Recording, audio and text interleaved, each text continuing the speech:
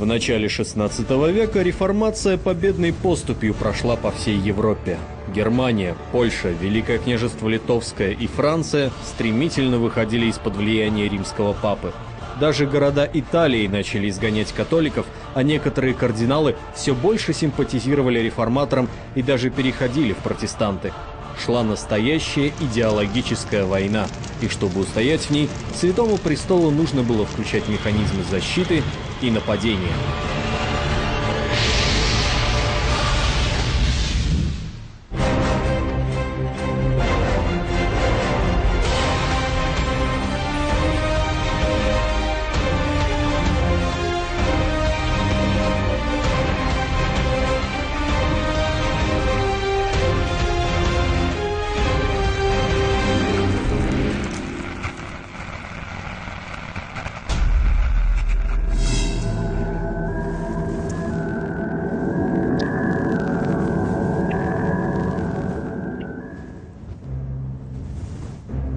Первым шагом контрреформации стало возрождение инквизиции. В 1524 году она была целиком восстановлена и усилена.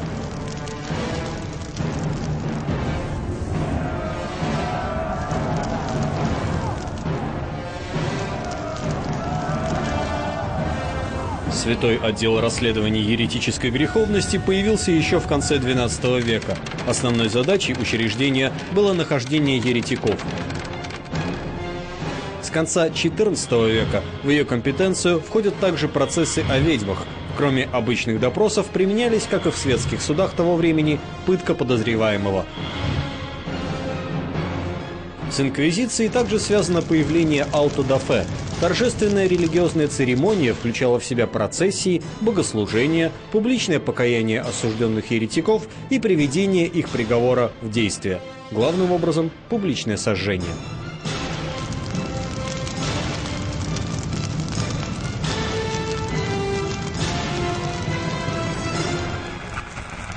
К сожалению, иногда у нас к ней однозначное отношение, которое обычно сводится к чему? Главная песня инквизитора «Взвейтесь кострами, синие ночи». Да? Вот. Но, тем не менее, тут не все так просто. Конечно, на совести инквизиторов тысячи и тысячи загубленных душ людских. Вот. И Джордано Бруно нам никуда не деть. Вот. И переломанного, скажем так, моральным Галилео Галилея и прочее. Но не грех забывать еще и о том, что, например, в той же Испании очень серьезно попадали под инквизиционные суды феодалы, которые жестоко обращались с крестьянами. И представьте, что за один 16 век в Испании спалили как поленья почти 200 грандов за вот негуманное отношение к крестьянству.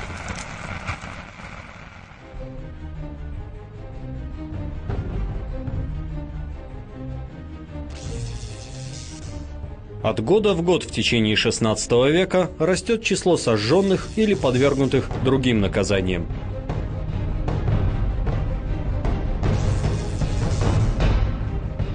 За 50 лет одна только Испания потеряла на кострах 3500 человек. При этом еще 34 тысячи человек были подвергнуты иным мерам воздействия.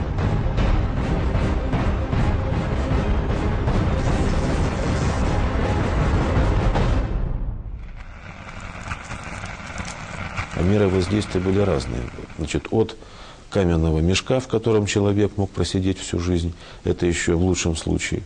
Либо же можно было быть посаженным на кол, но при этом еще остаться живым. Плюс еще то, что могли сжигать волосы на голове, после чего человек, ясно, что Эйнштейном уже вряд ли бы становился.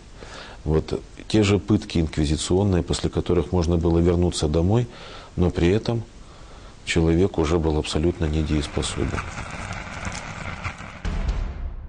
Семилетние девочки нередко признавались в том, что они ведьмы, и отправлялись на костер. Так во французских городах Бамберг и Цейль за каких-то 5 лет было сожжено 27 девочек. Инквизиция проводила также суды над животными в разные времена. Обвиняемыми выступали гусеницы, саранча, рыбы, кошки, майские жуки и так далее.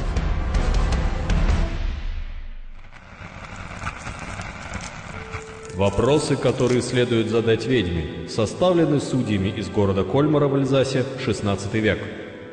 Вопрос 1. Как долго вы являетесь ведьмой? Вопрос 5. Как зовут вашего покровителя среди демонов зла? Вопрос 24.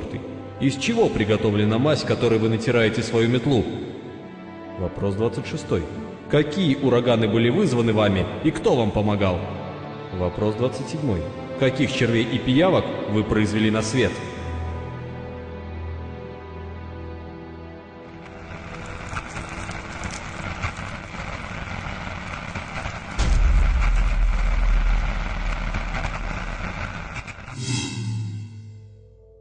Еще одним действенным способом борьбы с реформацией стала церковная цензура.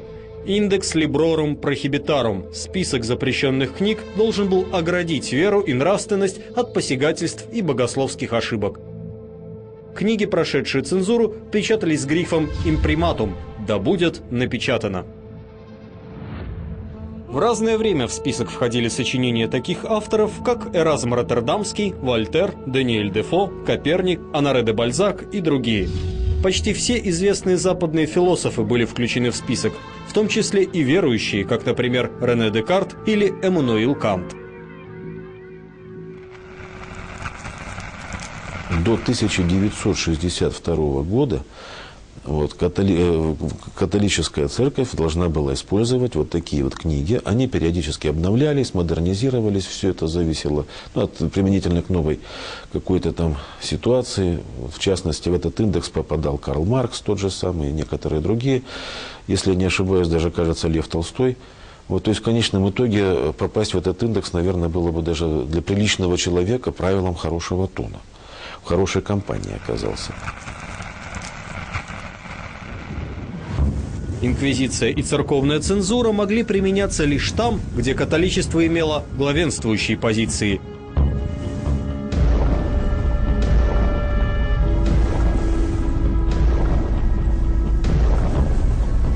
И были совершенно бесполезны в странах, где папский престол уже потерял свою власть.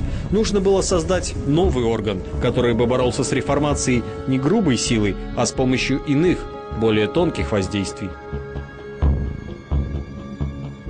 Орден доминикан, который ведал Святой Инквизицией, называли Господними псами, а духовный орган, созданный для борьбы с реформацией, получил название пехотинцы римского папы. Официально они назывались Обществом Иисуса, сокращенно иезуитами. Их делом стало идеологическое воздействие на умы.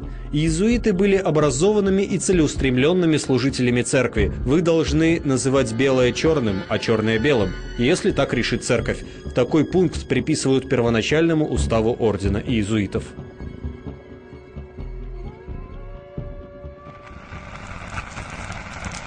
Иезуит был существом, подготовленным к контакту на любом уровне с себе подобными. То есть утром этот человек может говорить на одном абсолютно языке с сантехником, употребляя его жаргон и прочее, и убеждая его, переводя его в свою веру. Днем он точно так же очарует интеллигента, после обеда военного, вечером, значит, опять же, еще представители какой-нибудь другой профессии, социального слоя, и всем он будет свой. Своего рода, да, это был, в общем-то, такой мощный деятель, да, пиара, который мог бы все что угодно и кого угодно перетащить на свою сторону. Благодаря умению говорить с каждым на его языке, иезуиты стали одними из лучших миссионеров. Куда бы они ни отправлялись, в Парагвай или в Галштинию, в Бангладеш или на земли Великого княжества Литовского, они всегда первым делом изучали местный язык и лишь после этого начинали миссионерство. Иезуиты широко использовали риторику, а временами применяли и нетрадиционные способы привлечения внимания. Так, в Китае иезуит Маттео Рикки перемешивал свои религиозные проповеди с лекциями по экспериментальной физике и математике. Все это он излагал на языке правящего китайского класса мандаринов. Другой миссионер иезуит Роберто де Нобили проповедовал в Индии. Для того, чтобы паства внимала ему с большим вниманием, он превратился в синьязи, то есть кающегося брахмана.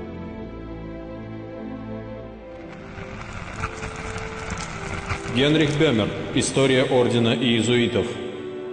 Он купил себе деревянные башмаки кающегося синеази. Затем он обрил себе голову, украсил уши огромными серьгами, выкрасил лоб желтой мазью из сандалового дерева, являющейся отличительным признаком брахманов. Роберт де Набили поселился в землянке, где жил в уединении в течение целого года, питаясь овощами и водой. Он уверил посетителей клятвой в древней знатности римских брахманов и достиг полного успеха. Он говорил так же, как брахман, писал работы на тамильском языке, в которых христианство, перемешанное с индийской мудростью, приняло вид совершенно индусского учения.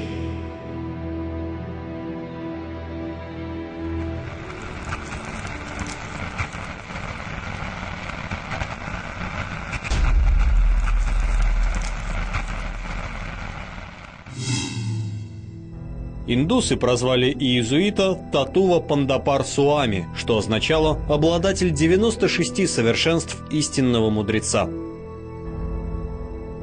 Проповедь его пользовалась огромным успехом, и даже спустя 20 лет после смерти Роберто де Набили в Южной Индии, где он миссионерствовал, было 250 тысяч индусов-католиков.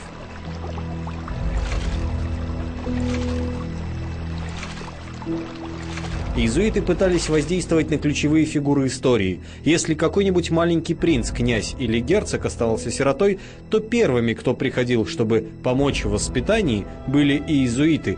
Конечно, такие дети вырастали ярыми католиками и заклятыми врагами реформации.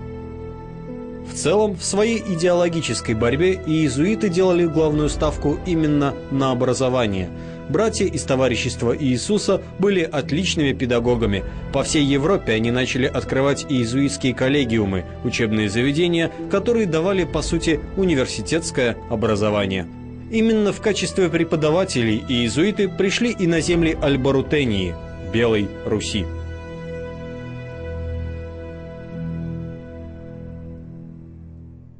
Что же определяет историю? Личность, судьба или стечение обстоятельств?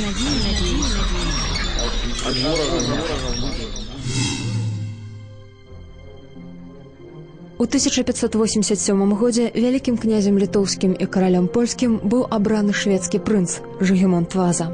Яшчэ ў Стальгольме ягонымі настаўнікамі былі езуіты, і, пераехаўшы на славянскія землі, ён таксама атачыў сябе братамі Іісуса. На працягу ўсяго свайго доўгага панавання кароль прагнуў зрабіць каталіцтва адзіным веравызнаннем, прычым не толькі ў Рэчы Паспалітай, але і за яе межамі.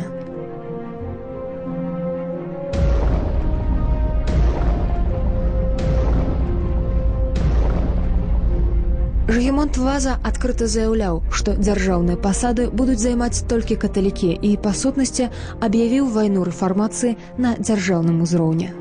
У Польшы такая палітыка карысталася поспехам, а вось у сенаце Вялікага княства большасць па-ранейшаму складалі кальвіністы і лютэране. Выхаванец езуітаў Жыгімонт Ваза намагаўся скасаваць юрыдычны артыкул аб талерантнасці, аднак нашы продкі гэтага не папусцілі. Такім чынам, стратэгія палітычнага гвалта не спрацавала, і езуіты ізноў узяліся за настаўніцтва. У 1570 годзе ў Вільні быў заснаваны езуіцкі калегіум, які з часам ператварыўся ў акадэмію, першую вышэйшую навучальную установу на тэрыторыі Вялікага княства. З цягам часу калегіумы былі таксама адкрытыя ў Берасці, Пінску, Наваградку, Гародні, Мінску, Віцебску, Слуцку і іншых гарадах. Праграма навучання ў іх была блізкай да тагачасных універсітэцкіх. Езуіцкія навучальныя установы маглі наведваць дзеці, якія належалі да розных канфесій, але ў гэтых сценах яны ператвараліся ў шчырых прыхільнікаў каталіцызму. Пры калегіумах працавалі друкарні і бібліятэкі, езуіты будавалі касцёлы, займаліся дабрачыннасцю і аказвалі медыцынскую дапамогу. За 5 гадоў іх дзейнасці толькі ў Вільні да каталіцызму вярнуліся 6000 чалавек. Статут таварыства Ісуса вымагаў, каб, прыбываючы ў чужую краіну, сябры ордэна адразу авалодвалі яе мовай, каб эфектыўна змагацца за сэрцы людзей. Да сярэдзіны 17 стагоддзя ў калегіумах навучанне адбывалася пераважна па-беларуску, але з часам перайшло да лацінскай мовы.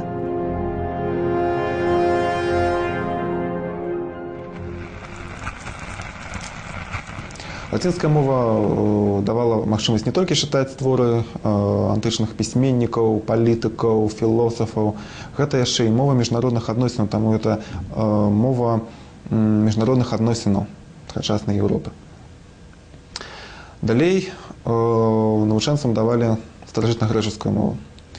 Асновы ведання рыторыкі, паэтыкі, творы Юлія Цэзара, Авідыя. Такім чынам, з калегіума выходзіў чалавек, які мог размаўляць на лацінскай мове не горш за самого Цэзара.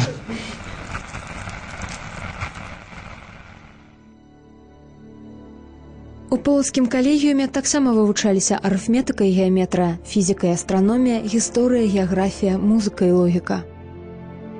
Вучняў добра і смачна кармілі. Яны развучвалі бальныя танцы і правілы паводзін сярод простага люду і арыстакратаў. Строга забаранялася перагружаць выхаванцаў. Дзённая норма матэрыялу ў другім класе складалася з аднаго правіла і 4 сказаў антычнага пісьменніка. Таксама, дзякуючы езуітам, у Полацку ў 1558 годзе быў заснаваны тэатр. У трупу набіралі юнакоў, што скончылі курс рыторыкі і вытрымалі экзамен па дэкламацыі. Спектаклі прымяркоўвалі да калядаў, Вялікадня, да заканчэння навучальнага года. Пры езуіцкіх калегіумах з'явіліся і першыя на Беларусі аптэкі. Тут гандлявалі не толькі лекавымі зёлкамі, але і экзатычнымі рэчывамі, кшталту парашка з рога індрыка, пера фенікса, цернікі ці дрыаквы, якія мелі да некалькіх дзесяткаў складнікаў, сярод якіх былі гадзючае мяса і опіум.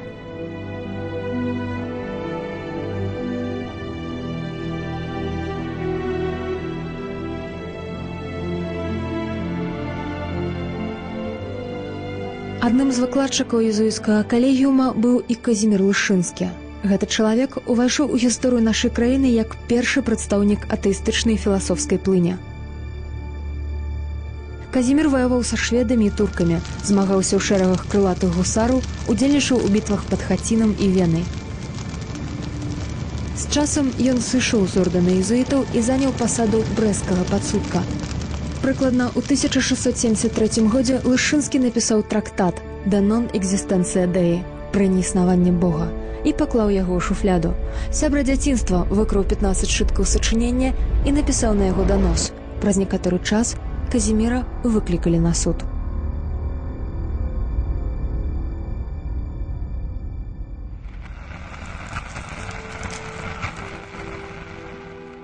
З прамовы абвінавацеля Сымона Куровіча, інстыгатара Вялікага княства Літоўскага. Вораг Божа, страшэнная пачвара, ніколі дагэтуль не бачаная, гэта Казімір Лышынскі, брэсцкі падсудак. Імя яго было б варта замаўчаць, каб яно цалкам згінула, бо не варты ўзгадак той, хто забыўся на Бога. Калі ж і ўзгадваць яго, то хіба што для нашчадкаў аб тым, што ў Польшчы нарадзілася пачвара, якая напала на самага творцу, па нацкаванню духоўнага ворага, выламіўшыся як драпежны дзік са святой абіцелі і адмовіўшыся ад духоўнага сану, адразу ж з лебедзі ператварыўся ў ворана. Адразу тымі ж вуснамі, якімі навучаў Божаму закону, пачаў злобна багахульстваваць.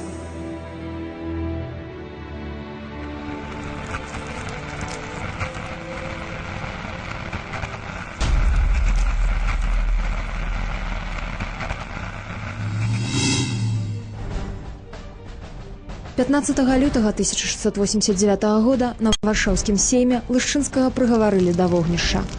Попел, што застаўся ад ягонага цела, зарадзілі ў гармату і стрэлілі ў Тартарыю. Таксама сцёрлі з твару зямлі і дом Казіміра, маёнтак, што знаходзіўся каля вёскі Лышыца. Сучаснікі называлі яго чалавекам з дыямантавым сэрцам, іншыя з іх – брэсцкім монстрам. Смяротнае пакаранне агнём – гэта выключная з'ява для Беларусі. Увогуле, у гістарычных крыніцах засталося адзінае імя, адзіны шляхціц, які паходзіў з Бярэсця, які быў за свой атэізм, за рэлігійнае перакананне такім чынам спалены. Дзейнасць езуітаў аказала выразны ўплыў на беларускую шляхецкую культуру наогул і асабліва на мастацтва. Калі літарані змагаліся за танную царкву і амаль адмаўляліся ад упрыгожання храмаў, то езуіты імкнуліся да пышнасці і пампезнасці. Архітэктура, жывапіс, скульптура, музыка і тэатр павінны былі ўплываць на пачуцці вернікаў. Пануючым стылем эпохі контррэфармацыі стала барока.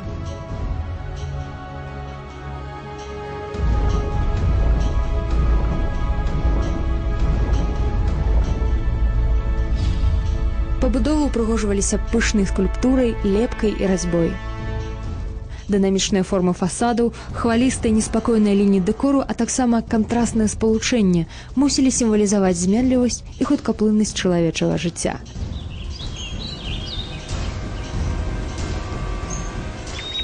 Першай ластаўкай барока ў Беларусі стаў касцёл езуітаў у Нясвіжа, узведзены італьянскім архітэктарам Бернадоне напрыканцы 16 стагоддзя. Пасля гэтага па ўсіх гарадах і вёсках Альбрутэні таксама пачалі будавацца пампезныя касцёлы, кляштары і магнацкія рэзідэнцыі ў стылі барока. Па сутнасці, рэлігійная агітацыя была выяўлена ў рысах архітэктуры.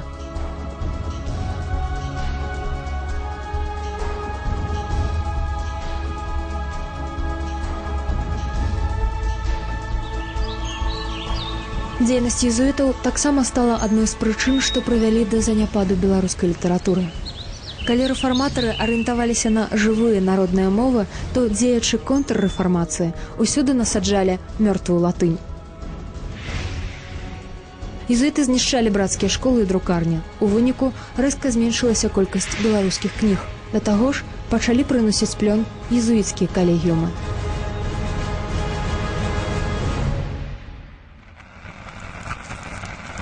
Это была бліскучая адукацыя, найлепшая, можа быць, у Еўропе з масавых адукацый таго часу.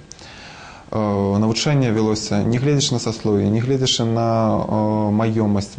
Звычайна, яна магла быць увогуле бясплатнай. Але быў адзін адваротны бок. У калегіум прыходзіў тутэйшы хлопец, беларус, хутчэй за ўсё праваслаўны. Праз пэўны час яго выходзіў дарослы, каталік, і хутчэй за ўсё змяніўшы сваю ідэнтычнасць, хутчэй за ўсё паляк. Заможная і сярэдняя шляхта прымала разам з каталіцызмам польскую мову і польскую культуру. Беларушчына ж выціскалася з кола арыстакратыі, губляла прэстыж, і ў 19 стагоддзе яе можна было сустрэць пераважна ў вёсках, і ўсё часцей да беларускай мовы прымяралі эпітэт мужыцкай. Калі езуіты сталі адной з прычын, па якой парушылася пераемнасць беларускай культуры, то Беларусь сыграла ў лёсе ордэна адваротную ролю. Яна дазволіла яму захаваць сабе. Справа ў тым, што за часы свайго існавання таварыства Ісуса настроіла супраць сабе амаль усе народы Еўропы. Само гэта слова «езуіт» стала намінальным, так называлі асоб няшчырых і схільных да падману. У 1589 годзе Генрых IV выгнаў езуітаў з Францыі як дэмаралізатараў моладзі, ворагаў караля і дзяржавы. Манархі Іспаніі, найбольш каталіцкай дзяржавы свету, таксама сталі зацятымі ворагамі ордэна. Менавіта ціск каралей прымусіў папу рымскага ліквідаваць таварыства Ісуса. У 1773 годзе выйшла адмысловая була. Генерал ордэна быў заключаны ў рымскую турму, а па ўсім свеце езуіцкія калегіумы зачыняліся, касцёлы пераходзілі да іншых ордэнаў. Толькі некалькі місій засталося ў Кітаі, Індыі і Прусіі, а вось ва ўсходняй Беларусі ордэн Ісуса захаваў сабе амаль цалкам.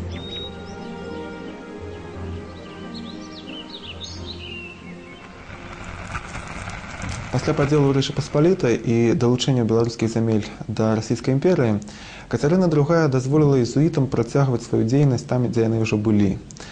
Калегіумы, місіі мусілі прынесці прысягу імператрыцы і маглі працягваць сваю працу.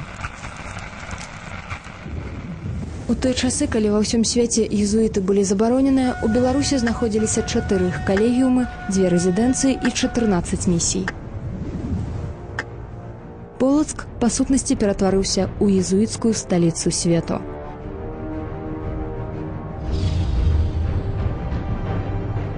Унук Кацярыны Александр I падпіша указ аб высылцы езуітаў з Расіі, аднак за той час ордэн ужо ўзнавіцца ў Еўропе. Езуіты ў гісторыі Беларусі і Беларусь у гісторыі езуітаў пакінулі значныя адбіткі. Гісторыкі спрачаюцца, чаго больш было ў дзейнасці ордэна, адмоўнага ці станоўчага. Але ўсе згодныя з тым, што ўплыў езуіта аказалі велізарны, і па сутнасці сваіх мэт яны дасягнулі. Контррэфармацыя перамагла. Ордэн езуітаў існуе і сёння. Кальвіністы і лютэране амаль зніклі сярод насельніцтва Альба-Рутэнія, Белай Русі.